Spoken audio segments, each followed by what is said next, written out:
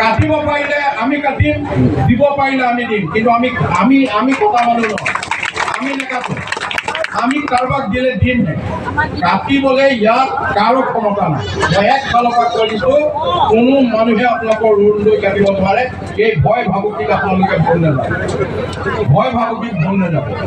আমি কোনোদিনা কাৰোবাৰ মানুহক কৈছোঁ নেকি 20 বছৰ বিধায়ক হ'লেও নহয়, কোনোবাক কেতিয়াবা কৈছোঁ নেকি তোৰ নামটো কাটি দিম, তোৰ আমুকটো নিদিম? যদি কৈছোঁ দিম বুলি কৈছোঁ, নিদিম বুলিতো কোৱা নাই। ৰাজনীতি কৰিবলৈ আহি অসম দিনাই নাম কাটিম, এই বাক্যৰে ৰাজনীতি আৰম্ভ কৰিছে। এই ৰাজনীতিটো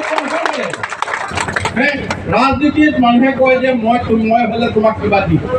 এই আৰম্ভ কৰিছে, নহওঁতেই আৰম্ভ কৰিছে নাম কাটি দিম। এইটো কিহৰ ৰাজনীতি? কোনো মানুহৰ সাধ্য নাই ইয়াত অৰুণোদয় নাম কাটিব।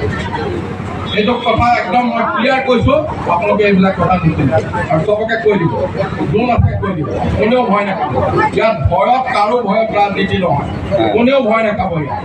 আপোনালোকৰ কিবা কোনোবাই ক'লে